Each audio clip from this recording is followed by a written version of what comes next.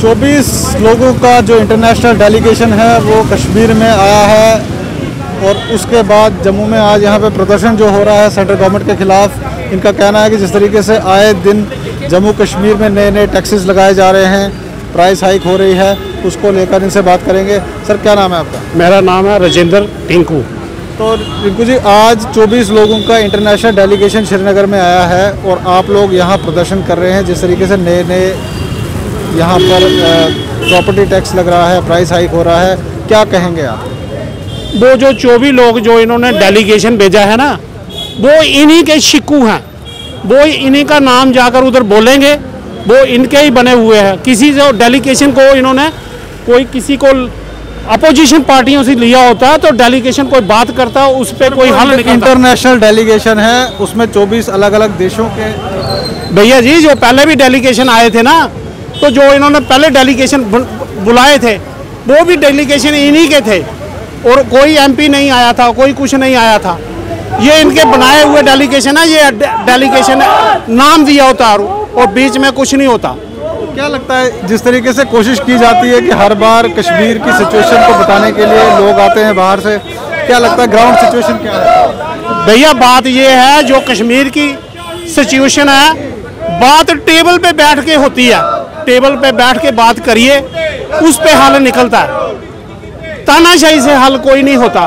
तानाशाही से करना हो ना हल, तो चाइना में ना उन्हें हल कर नहीं पाए, करते तो बताते। ये 56 इंच का सीना है ना, ये 56 इंच का क्या है, 28 इंच का सीना भी नहीं है। मुल्क से प्यार होता तो बात करते, कोई मुल्क से प्यार नहीं है, सिर्फ दिखाने की बातें हैं। वही बात ही, मैं पेट्रोल के रेट कम करूंगा, मैं देश बिकने नहीं दूंगा, देश झुकने नहीं दूंगा। कोई चीज़ जो है झुके बिना रही, बताइए। तो आप क्या कहेंगे, आज आप प्रदर्शन कर रहे हैं प्राइस हाइक को, डीजल, गैस और जिस तरीके से प्रॉपर्टी टैक्स लगा है? मैं सचिन भगत, स्टेट सेक्रेटरी यूथ पीडीपी से। आज का जो हमारा प्रोटेस्ट था वो पेट्रोल, डीजल और बढ़ती गैस की कीमतों से और प्रॉपर्टी टैक्स पे था।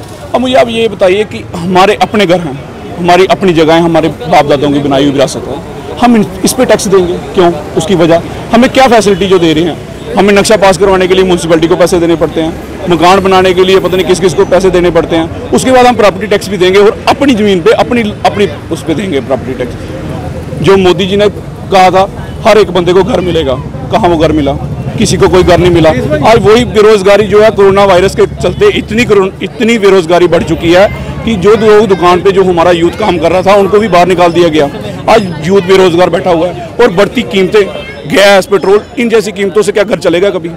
एक आदमी जो दुकान पे काम कर रहा है वो दुकान पे काम भी करता है, अपना किराया भी देता है मकान का, उसके बाद वो ये बढ़ती कीमतों से टकराता भी है। क्या उसका घर चल सकता है? मोदी सरकार ने जितने भी वादे किए थे सब झूठे वादे थे। आज उस वादों का खुलासा हो चुका है और ख़त्म हो चुके हैं वो चीज़ें कि ये सरकार टोटली खिलाफ है, टोटली फेल है यहाँ पे। तो क्या कहेंगे आप, जिस तरीके से आज प्रदर्शन किया आपने कि प्रॉपर्टी टैक्स जम्मू में नहीं लगना चाहिए, क्या लगता है? गवर्नमेंट कह रही है कि स्मार्ट सिटी बनाएंगे और स्मार्ट सिटी में सभी फैसिलिटीज़ मिलेंगी। ये हम देख रहे हैं कि ये गवर्नमेंट की एक तानाशाही चल रही है। Property tax, petrol, diesel, gas cylinder, तमाम तरह के टैक्सेस हम जम्मू कश्मीर के लोगों पे थोपे जा रहे हैं। आप देख रहे हैं कि अभी कोविड काल चल रहा है, अभी हम उससे बाहर नहीं निकल पाए। जितना भी बिजनेस है आप देख रहे हैं कि एकदम ठप बैठा हुआ है। उसके बावजूद हम कब लेते हैं कि कल गवर्नमेंट एक नोटिस निकाल दी कि जहाँ पे कहते हैं कि हम प्रॉपर्टी टैक्स को हम इम्पोज कर देंगे। ये एकदम तानाशाही ऑर्डर है जिसके हम एकदम खिलाफ हैं और खासकर पीपल डेमोक्रेटिक पार्टी, ये एक लोगों की पार्टी है, आम जनता की पार्टी है।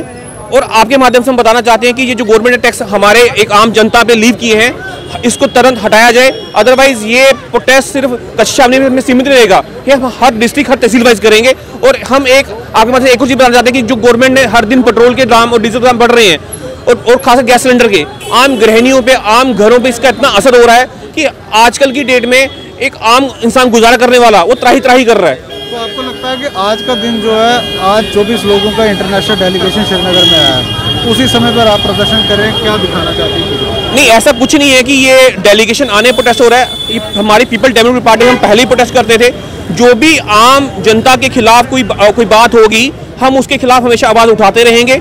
चाहे वो पेट्रोल डीजल की बात होगी, चाहे वो ह्यूमन राइट की बात होगी, चाहे वो किसानों की बात होगी, हम शाना बशाना आम इंसानों के साथ खड़े हुए हैं। तो आपको लगता है कि जो अपोजिशन पार्टीज़ हैं वो इस समय इतनी वीक हो गई हैं कि जिस तरीके से बात उठनी चाहिए वैसे उठ नहीं पा रही है? नहीं, बिल्कुल उठ रही है। पूरे इंडिया में प्रोटेस्ट हो रहा है इस बात का। पार्लियामेंट में प्रोटेस्ट हुआ है, लीडर ऑफ द ऑपोजिशन ने प्रोटेस्ट किया है।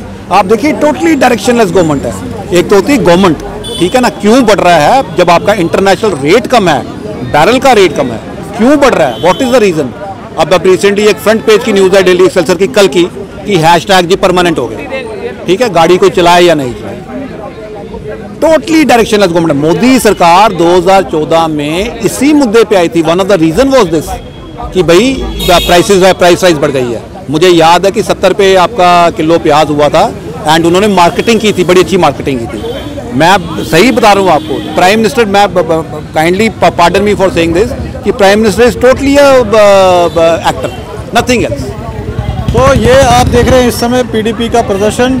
आज 24 लोगों का इंटरनेशनल डेलीगेशन जिस तरीके से श्रीनगर में उतरा है और वो अलग अलग लोगों से मुलाकात करेंगे, जानेंगे ग्राउंड रियलिटी क्या है। जम्मू में आज पीडीपी के जो कार्यकर्ता थे वो इकट्ठे हुए, उन्होंने प्रॉपर्टी टैक्स और प्राइस हाइक जो चल रहा है पेट्रोल और डीजल का, गैस का, उसको लेकर यहाँ पे प्रदर्शन किया है। इन्होंने कहा कि सेंट्रल गवर्नमेंट जो है वो बिल्कुल डायरेक्शनलेस हो गई है। आप जुड़ रहे हैं NH1 न्यूज़ के साथ।